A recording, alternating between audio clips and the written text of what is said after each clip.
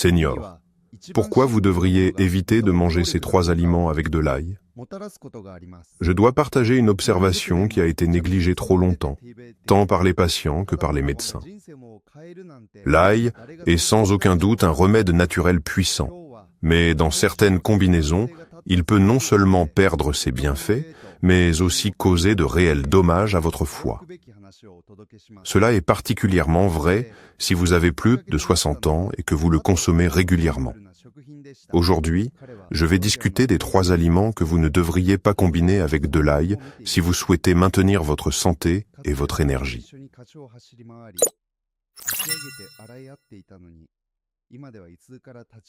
Écoutez et dites-moi, vous vous reconnaissez? Vous préparez votre dîner habituel? Vous hachez des légumes, ajoutez un peu d'huile d'olive et de l'ail pour le goût et les bienfaits pour la santé? Ou peut-être que vous jetez une gousse sur votre tartine, que vous tartinez de beurre ou de pâté. Tout cela semble inoffensif, voire bénéfique. Après tout, on nous a toujours dit que l'ail stimule le système immunitaire et améliore la digestion. Mais vous ne réalisez peut-être pas que ces combinaisons pourraient discrètement nuire à la santé de votre foie, jour après jour. Des recherches menées à Paris ont montré que sous certaines combinaisons, l'ail peut déclencher des processus oxydatifs dans le foie, en particulier chez les personnes âgées. Lorsque l'alimentation inclut des graisses saturées, des glucides simples ou de l'alcool, l'ail augmente la charge toxique. Le foie est contraint de traiter ce mélange, et au lieu de bénéficier de ses vertus, vous vous retrouvez avec une inflammation cachée qui peut s'accumuler pendant des mois, voire des années, se manifestant par de la fatigue, de la léthargie et une sensation de lourdeur dans la partie supérieure droite de l'abdomen. L'ail contient des composés actifs comme l'allicine et le soufre, qui peuvent être bénéfiques avec modération. Cependant, lorsqu'il est consommé avec des aliments gras ou du sucre, ces composés peuvent déclencher la production d'enzymes qui surchargent le foie. Au lieu d'offrir une protection, ils peuvent irriter les cellules hépatiques, surtout chez les personnes ayant des conditions préexistantes telles que la stéatose hépatique, des niveaux élevés de bilirubine ou des troubles de l'écoulement de la bile. Ce qui devrait être utile peut, lorsqu'il est associé à des partenaires malsains, se transformer en source de toxines. La consommation régulière de telles combinaisons peut conduire à une surcharge hépatique chronique, une diminution de la fonction de détoxification et une accumulation de toxines dans le sang. Chez les patients de plus de 60 ans, cela peut ne pas se manifester immédiatement, apparaissant souvent sous forme de fatigue générale, de troubles du sommeil, d'oubli et de pression artérielle instable. Cependant, si la consommation se poursuit, des complications graves peuvent-ils survenir, pouvant entraîner une inflammation du foie et des troubles métaboliques. Mais il y a une bonne nouvelle. En connaissant juste 3 aliments qui ne devraient pas être combinés avec l'ail, vous pouvez préserver ses bienfaits et même améliorer la santé du foie. Vous en apprendrez tous les détails sous peu, et je vous assure que 99% des personnes âgées ne sont pas conscientes de cela. Si vous suivez ne serait-ce qu'une de ces recommandations, votre corps remarquera la différence en quelques jours seulement. Partagez cette vidéo avec vos proches, ils vous en seront reconnaissants. Maintenant, passons à la première et la plus courante des combinaisons que les gens utilisent avec confiance, pensant qu'ils font quelque chose de sain, l'ail et le beurre. À première vue, il n'y a rien de mal à une tartine garnie d'ail et de beurre, ou à faire sauter des légumes ou de la viande dans du beurre avec de l'ail émincé. Cependant, cette combinaison peut déclencher de subtiles réactions inflammatoires dans le foie et perturber son fonctionnement, en particulier chez les personnes de plus de 60 ans. Que se passe-t-il dans votre corps? Le beurre est une graisse animale saturée qui, lorsqu'elle est chauffée, commence à libérer des peroxydes et des radicaux libres. Lorsque l'ail, qui contient le composé actif allicine, est ajouté, la réaction s'intensifie. Le foie fait face à un double fardeau, car il doit neutraliser à la fois les produits d'oxydation provenant du beurre et les composants actifs contenant du soufre issu de l'ail. Dans les jeunes années, le foie peut gérer cela, mais après 60 ans, l'activité enzymatique diminue et la consommation de tels aliments devient un défi, surtout s'ils font partie de votre alimentation 3 à 4 fois par semaine. Écoutez attentivement cette histoire. Madame Claire, 72 ans, a passé sa vie à préparer ses tartines préférées au beurre à l'ail et aux herbes, croyant qu'elles étaient à la fois délicieuses et bénéfiques pour ses vaisseaux sanguins. Cependant, ces derniers mois, elle a commencé à se plaindre de fatigue rapide, de nausées après les repas et d'une douleur sourde sous ses côtes. Des tests ont révélé des niveaux d'enzymes hépatiques élevés. Les médecins soupçonnaient l'apparition de la stéatose hépatique. Ce n'est qu'après une révision détaillée du régime alimentaire qu'ils ont découvert que le coupable était l'habitude de cuisiner avec du beurre et de l'ail chaque jour. Après être passé à l'huile végétale et avoir limité la friture, les indicateurs de santé ont commencé à se stabiliser en seulement 3 semaines. La faiblesse et la lourdeur ont disparu et une sensation de légèreté est revenue dans le corps. Cependant, si vous aimez le goût de l'ail, il n'est pas nécessaire de l'éliminer complètement.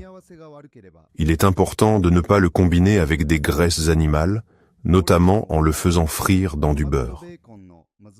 Essayez plutôt d'utiliser l'ail cru ou légèrement sauté, en l'ajoutant à des plats déjà préparés comme des salades, des légumes, du poisson ou des céréales. La chose la plus importante est de cuisiner avec de l'ail en utilisant de l'huile d'olive pressée à froid, mais veillez à ne pas la surchauffer. Il est également bénéfique d'ajouter de l'ail au ragoût riche en légumes verts, car cela adoucit sa puissance et soutient la santé du foie. Souvenez-vous, la clé n'est pas l'intensité de la saveur, mais l'équilibre de la combinaison. Ce point suivant peut sembler inhabituel, car qui mange de l'ail avec du sucre directement? Cependant, le danger ne réside pas dans les sucreries évidentes, mais dans la fréquence à laquelle l'ail apparaît dans les plats contenant des sucres ajoutés. Marinades, sauces prêtes à l'emploi, ketchup et assaisonnements achetés en magasin. Ce sont des produits où l'ail est combiné avec du glucose, du fructose et du saccharose. Cette combinaison est particulièrement nuisible pour le foie, surtout pour les personnes de plus de 60 ans. Voici un exemple clair. Monsieur Akamuro, âgé de 76 ans, était très friand de viande marinée à l'ail et achetait souvent des sauces prêtes à l'emploi pour ce goût riche. Il était convaincu de faire un choix savoureux et même sain, puisque l'ail est censé être bon pour la santé. Cependant, avec le temps, il a commencé à ressentir un goût amer dans la bouche, une sensation de lourdeur après les repas et une tendance à des niveaux élevés de sucre dans le sang. Des tests ont révélé une maladie du foie gras et un prédiabète. Lorsque le médecin a soigneusement examiné son alimentation, il s'est avéré que dans sa marinade préférée, il y avait non seulement de l'ail, mais aussi du sucre caché sous 3 formes. Après que Joseph soit passé à des vinaigrettes maison sans sucre et cessé d'utiliser des sauces prêtes à l'emploi, et n'ait consommé que de l'ail frais, ses niveaux de sucre dans le sang se sont stabilisés et son foie a commencé à se rétablir. Note bien ces informations pour ne pas les oublier. Pour préserver les bienfaits de l'ail et protéger votre foie, évitez les sauces achetées en magasin et les plats salés préparés, même s'ils semblent sains. Préparez vos vinaigrettes et marinades à la maison. Utilisez de l'ail avec du jus de citron, de l'huile d'olive, de la moutarde sans sucre et des herbes. Important. Ajoutez de l'ail aux légumes mijotés ou aux plats de légumineuses. Ils ne contiennent pas de sucre et aident à équilibrer les effets. Si vous avez envie d'une petite douceur, optez pour des options naturelles à faible indice glycémique. Un peu de potiron, des oignons rôtis ou des pommes vertes. Ils ne provoqueront pas de pic de sucre dans le sang et ne surchargeront pas votre foie. Cette combinaison est particulièrement insidieuse car elle se cache dans de nombreux plats populaires. Viande rôtie à l'ail, porc braisé, kebab et saucisses avec de l'ail et des épices. En surface, cela semble délicieux, copieux et même traditionnellement sain.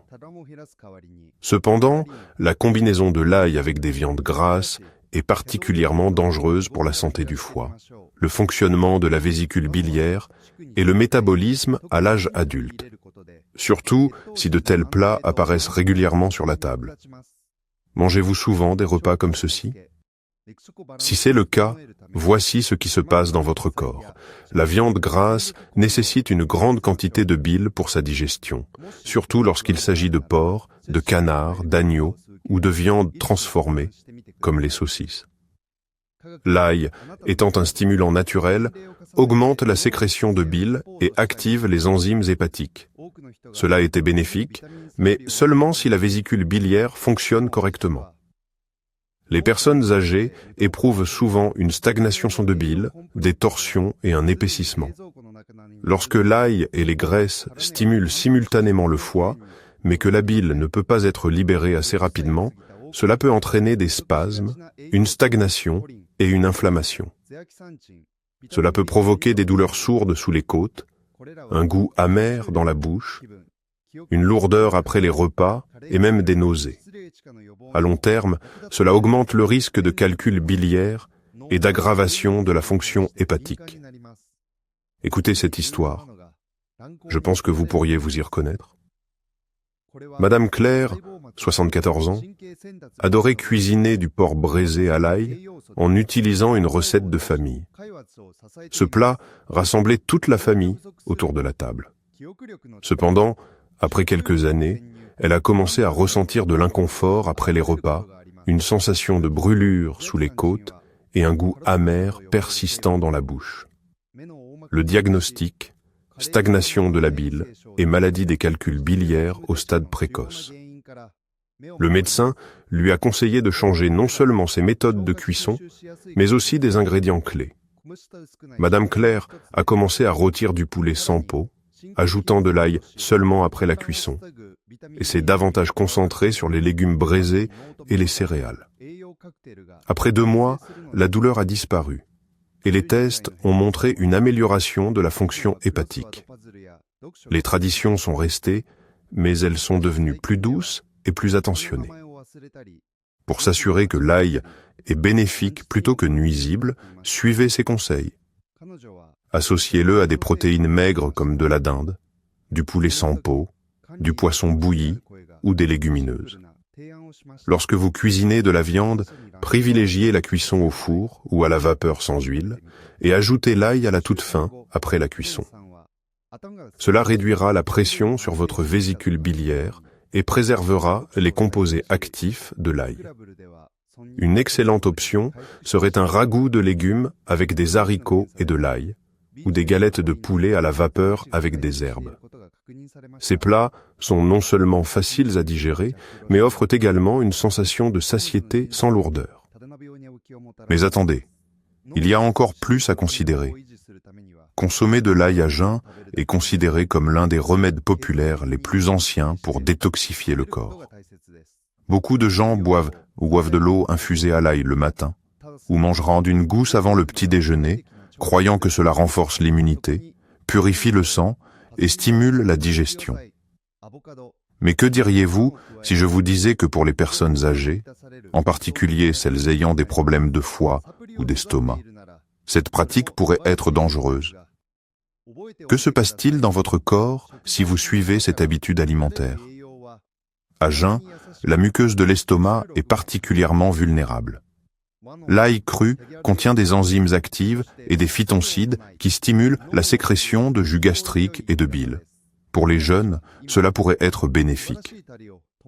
Cependant, pour les personnes âgées souffrant de gastrite atrophique, d'acidité élevée ou d'un foie déjà surchargé, cela peut devenir un irritant agressif. Au lieu d'un coup de pouce doux, cela peut entraîner une irritation de la muqueuse gastrique, des spasmes de la vésicule biliaire et la libération de bile dans un estomac vide. En conséquence, vous pourriez ressentir des nausées, des brûlures d'estomac, un goût amer dans la bouche et de la faiblesse. Si cela se produit régulièrement, cela peut entraîner une inflammation, perturber la flore intestinale et aggraver les problèmes de foie. Madame Linda, 70 ans, a commencé à boire de l'eau infusée à l'ail chaque matin après avoir lu un article sur les méthodes de détoxification naturelle. Au début, elle se sentait bien, mais au bout de la 2e semaine, elle a commencé à ressentir des nausées, des vertiges et des brûlures d'estomac. La sensation de lourdeur dans son estomac persistait jusqu'au soir. Elle a consulté son médecin, qui l'a orientée vers un gastro-entérologue. Les examens ont révélé une irritation de la muqueuse gastrique et une stagnation de la bile. Après avoir abandonné son rituel matinal et adopté un régime doux avec des probiotiques et des protéines légères, son état s'est amélioré. L'ail a été réintroduit dans son alimentation, mais uniquement sous forme cuite et après les repas. Alors, comment pouvez-vous le faire correctement pour éviter de vous nuire? Si vous souhaitez toujours utiliser l'ail comme un booster de santé, il est préférable de l'ajouter à vos repas plutôt que de le prendre à jeun. Un bon moment pour le faire est pendant le déjeuner ou le dîner, lorsque votre estomac est partiellement plein et que la bile aide activement à la digestion. L'ail cuit ou sauté est plus doux pour le système digestif tout en conservant ses bienfaits pour la santé. Une autre façon est de préparer des infusions avec de l'ail et des herbes, comme de la menthe ou du fenouil, mais à prendre non pas à jeun, mais entre les repas. Cela soutient doucement le système immunitaire et le foie sans provoquer d'irritation agressive. Mais attendez, l'ail lui-même n'est pas l'ennemi. Au contraire, c'est l'un des alliés les plus puissants de la nature. Il possède des propriétés antibactériennes, antifongiques, vasodilatatrices et même légèrement analgésiques. La clé réside dans le dosage, la forme et la combinaison. Lorsqu'il est utilisé correctement, l'ail peut soutenir doucement le système immunitaire, le cœur et le foie, sans provoquer de surcharge ni d'effets secondaires. Cela est particulièrement important pour les personnes âgées dont le corps est devenu plus sensible. Rappelez-vous, l'ail est un remède puissant, et comme toute substance active, il nécessite une approche réfléchie.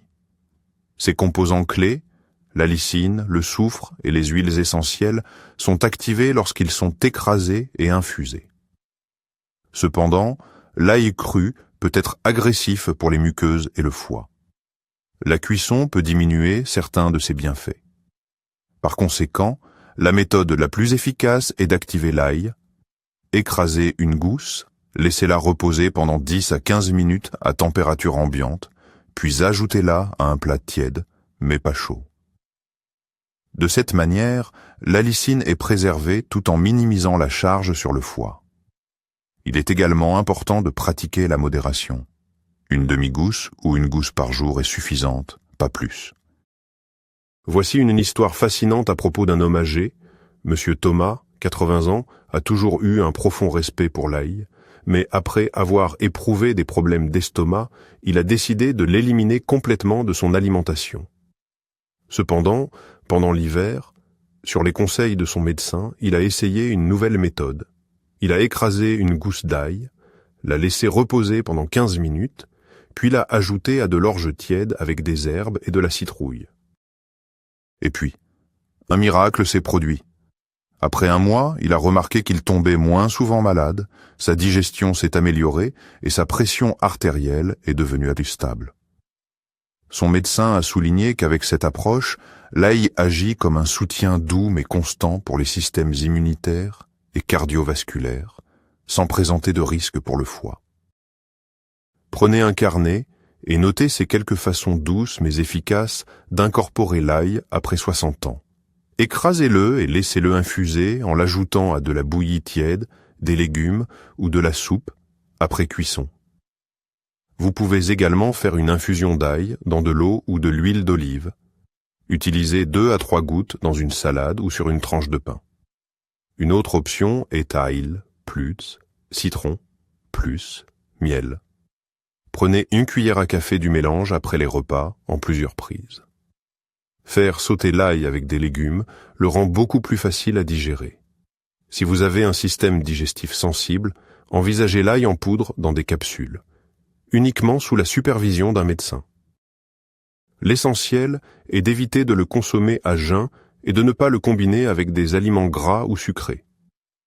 N'oubliez pas, l'ail n'est pas un remède miracle, mais plutôt un allié doux lorsqu'il est traité avec respect et compréhension. Résumons ensemble et revoyons ce que nous avons appris. Nous avons exploré tout ce qui se cache derrière le goût familier de l'ail. Il peut être un allié pour la santé, mais il peut aussi subtilement surcharger le foie, irriter l'estomac et provoquer des inflammations, surtout en vieillissant.